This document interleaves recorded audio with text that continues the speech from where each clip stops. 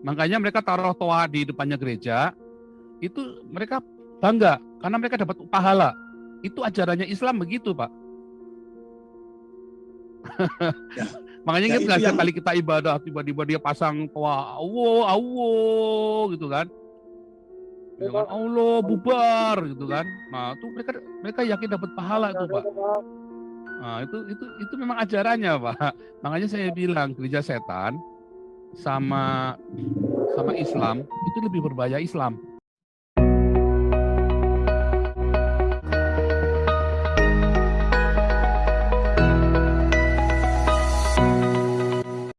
Saya ingin menyampaikan ya 1-2 hal. Memang saya setuju gereja setan itu sebenarnya tidak perlu ditakuti. Karena gereja setan itu jemaat setan, bukan jemaat Kristus. Dan itu ada di berbagai negara, termasuk di Indonesia ini. Yang penting adalah kita harus mengenal ciri dari gereja setan tersebut. Di antaranya kan dapat dilihat dari iman mereka, dari ritual-ritual yang mereka lakukan. Itu semuanya aneh. Semuanya bertolak belakang dengan yang ada di gereja Kristus Tuhan. Itu ciri yang paling utama. Kontol. Biadab kamu, biadab kamu, biadab kamu. Kamu manusia biadab, setan kamu. Ini kosnya ini orang-orang begini ditendang saja. Setan selalu mengutus orang untuk mengganggu. Sudah langsung keluar, Pak. Ya. Jadi hai kalian manusia setan, jangan mengganggu. Kalian bikin Orang acara Islam sudah sendiri. biasa begitu, Pak. Dari zaman Muhammadnya, nggak Habib Risiknya, nggak siapa saja, nggak ustadznya, memang begitu, Pak. Orang Islam mah nggak usah diragukan lagi kebiadabannya, Pak. Nggak usah dimaki-maki juga. Memang sudah begitu kelakuannya orang Islam. Saya harus katakan itu. Karena itu memang berasal dari setan. Setiap perbuatan biadab itu berasal dari setan. Nah, jadi saya lanjutkan bahwa jemaat setan itu cirinya yang mudah dikenal. Yang paling penting adalah orang-orang Kristen atau orang percaya jangan tertarik sama sekali. Pegang teguh apa yang sesuai dengan Alkitab. Yang istilahnya Pak Paul, jangan melampaui yang tertulis. Nah, jadi bisa diuji. Kalau kita rajin membaca Alkitab, kita langsung bisa mengenal kok itu. Kita bisa mengetahui. Kenapa? Alkitab sudah mencatat semuanya itu. Jadi nggak perlu ditakuti. Nah, yang kedua ini, saya juga setuju. Itu memang yang bukan ditakuti sebenarnya. Yang sebenarnya harusnya diwaspadai. Karena apa? Berdasarkan fakta-fakta yang membumi, karena ini terjadi di seluruh dunia, terutama gerakan atau aksi-aksi anarkisme, terorisme yang terjadi selama ini di seluruh dunia, itu berlatar belakang jihad fisabilillah. Kata mereka sesuai dengan perintah agama. Jadi sekali lagi, ini dasarnya jihad fisabilillah yang mereka percayai sesuai dengan perintah agama. Nah, jadi satu-satunya agama yang melakukan jihad fisabilillah, ya memang secara literatur itu agama Islam.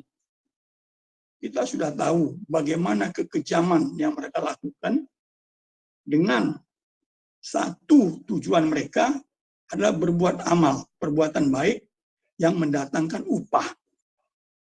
Itu kata mereka ya, kata mereka menurut kita mereka. Upah di surga 72 bidadari kaca, Nah, sebelum itu kaca. tadi kalau mereka tadi bilang kontol-kontol tadi di tempat kita, itu juga dapat upah tuh, Pak, mereka, Pak. Ya. Ya, bidadari kaca Ya, tadi Pak mereka Paul. percaya kalau mereka bisa ngacau kita, itu mereka dapat upah, orang Islam itu. Makanya mereka taruh toa di depannya gereja, itu mereka bangga karena mereka dapat pahala. Itu ajarannya Islam begitu, Pak. Ya. Makanya Ya, ingat itu nggak setiap yang- kali kita ibadah tiba-tiba dia pasang toa Allah gitu kan. Dengan Allah bubar gitu kan. Nah, itu mereka yakin dapat pahala itu, Pak. Nah, itu memang ajarannya, Pak. Makanya saya bilang gereja setan sama Islam itu lebih berbahaya Islam. Ya kan? Gereja setan pernah nggak taruh begituan di depan gereja Kristen? Nggak pernah. Biar di Amerika juga nggak ada.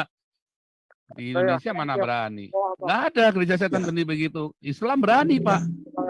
Ya. Ya kan? Dan gereja setan tidak pernah memerintahkan membunuh orang yang tidak sepaham dengan mereka. Belum pernah saya dengar. Ya, itu belum pernah saya dengar. Mereka Betul ya. diperintahkan untuk membunuh orang-orang yang tidak sepaham dengan mereka. Tetapi yang satu ini yang kita katakan adalah gerombolan-gerombolan radikalisme keagamaan, terorisme, itu melakukan aksi-aksi teror, pembunuhan yang keji biadab di seluruh negara di dunia ini, termasuk di Indonesia dilakukan ya pengeboman terhadap gereja, ya gereja. Yang terakhir yang terjadi adalah di Poso yang dilakukan oleh Mujahidin Indonesia Timur. Nah, ini bagian dari organisasi teroris. Organisasi teroris ini adalah sarana, alat, budaknya setan, budaknya iblis. Karena hanya iblis yang memerintahkan pembunuhan. Sebagaimana dikatakan di dalam Yohanes 10 ayat 10a. Iblis datang untuk mencuri, membunuh, dan membinasakan. Jadi setiap perilaku, tindakan, terorisme adalah perintah dari iblis, perintah dari setan. Itu sesuai dengan Yohanes 10 ayat 10a. Nah, memang mengerikan ini yang mengerikan, tidak ya bukan ditakuti ya, tapi kita harus waspada. Harus waspada terhadap itu. Kenapa gerakan-gerakan ini itu tidak akan pernah berhenti. Tidak akan pernah berhenti. Kenapa? Negara kita ini mudah sekali dijadikan tempat perekrutan terorisme. Dan kan terus tertangkap terus. Antara terorisme dengan radikalisme itu saling berkaitan. Radikalisme itu yang melahirkan terorisme. Jadi sebelum seseorang menjadi teroris, dia sudah memiliki paham radikal dulu. Karena itulah si Ali Imron, dia narapidana teroris yang masih mendekam di tahanan, berulang kali menyampaikan hanya butuh waktu 2 jam untuk merekrut seseorang menjadi pembom bunuh diri. Jadi sangat mudah sekali. Karena apa? Dasarnya itu yang sudah mereka tanamkan di dalam dirinya itu jihad fisabilillah. Kalau mereka mati, ada pahala.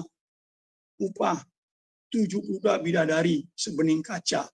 Itu yang kita sering dengar, yang bisa juga kita ketahui dari literatur. Itu sumbernya banyak itu bisa dilihat.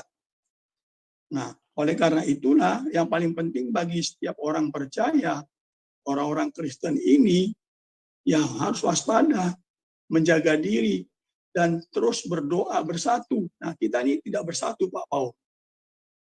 Tersempal-sempal, ya. Terutama dari segi doktrin agamanya. Tidak bersatu. Sehingga apa?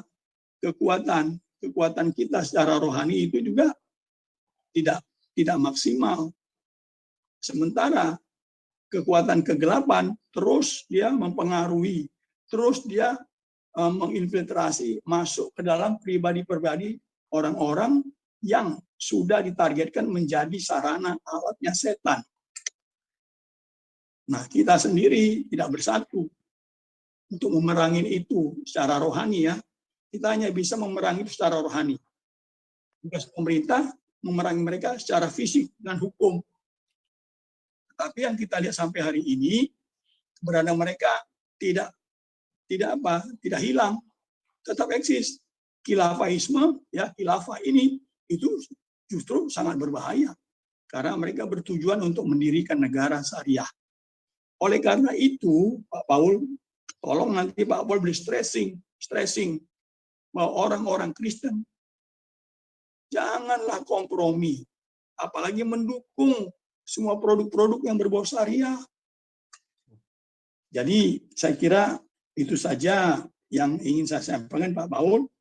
Tuhan Yesus memberkati. Haleluya. Amin. Iya, luar biasa. Oke. Nah, tadi tambahan tadi ya. Tapi memang yang lebih mengerikan ini contoh nih ya. Gereja setan nggak pernah masuk ke kita tuh usaha kayak tadi kan. Cuman orang Islam doang tuh yang berani masuk ke ibadah tadi begitu kan. Di seluruh dunia nggak ada gereja setan terus datang ke gereja terus bakar gereja. Di seluruh dunia nggak ada anggota gereja setan bakar gereja. Dan bakal gereja Tuhan Yesus itu nggak ada, ya, nggak ada. Adanya cuma orang Islam bakar gereja. Nah itu banyak, tapi tidak ada anggota gereja setan bakar gereja, itu nggak ada. Itulah faktanya. Jadi mana yang lebih berbahaya sebenarnya? Nah, itulah. Jadi salah ya si Mongol itu salah itu ya. Ya Mongol salah. Nah, Islam lebih berbahaya daripada gereja setan. Ya, kenapa namanya gereja setan? Ya karena dia sedang menghujat Yesus. Memang dia tujuannya menghujat Yesus. Mengapa mereka menghujat Yesus? Karena mereka terbiasa hidup dalam ritual, lalu yang disalahkan Yesusnya. Tadi yang Pak Kuria Kemera bilang, kok bingung ya, Yesusnya disalibnya tanggal 14 Nisan, kok bisa jadi hari Minggu bangkitnya? Apa Paskahnya bisa jadi hari Minggu? Nah itu, yang salah ritualnya, tapi yang disalahkan Yesusnya. Padahal yang bikin ritualnya kan manusia. Alkitabnya nulisnya nggak begitu. Alkitabnya benar. Kayak Irena Handono, yang salah gerejanya, dia murtad gara-gara gatel. UU-nya, pengen garuk-garuk. Ya kan, pengen digaruk-garuk sama orang Pakistan itu kan. Akhirnya ya dia UU. Dia jadi mu'alaf. Gara-gara gatel. Ya kan, suaminya pun ditinggal sama dia. Ya kan, terus dia fitnah itu Kristen. Yang gatel AU-nya, tapi yang disalahkan Tuhan Yesusnya. Nah, katanya salah Yesusnya. Padahal yang salah bukan Alkitabnya. Harusnya kan dia belajar Alkitab kayak saya. Ya kan, ketika saya marah dengan organisasi gereja, waktu itu saya dikecewakan, dikhianati oleh beberapa pendeta, ya kan. Lalu saya mau jadi Islam. Enggak, Tuhan Yesus ketemu saya dulu. Oh, jangan, dia bilang yang salah itu bukan Alkitabnya.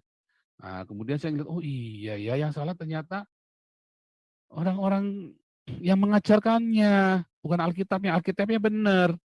Nah, makanya Irena Handono harusnya bertobat itu, tapi nggak bisa bertobat, udah dasarnya gatel kok, ya kan? Berapa kali menikah tuh itu Irena Handono itu ya, kawin cerai itu, yang ngeri ya itu ya, memang gatel itu ya, nenek gatel.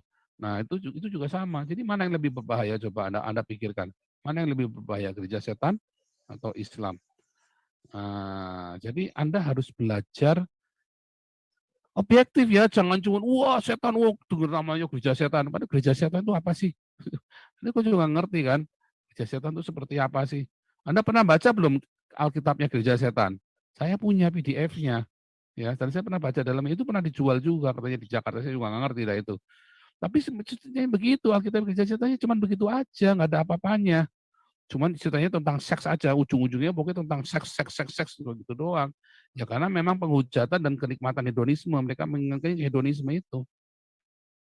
Tetapi sebenarnya itu mah level terendah, itu level terendah dari peperangan rohani, kalau bilang peperangan rohani. Level tertinggi peperangan rohani itu melawan ideologi Islam, khilafah. Ya. Oh, itulah level tertinggi peperangan rohani. Salah Anda kalau bilang, wah saya dulu panglimanya gereja setan, tak lihat dari atas sampai bawah. Kok nggak ada kelihatan banyak bohongnya. Makanya saya nggak suka sembarangan kesaksian. Saya dulu pengikut setan, Pak. Pengikut setan.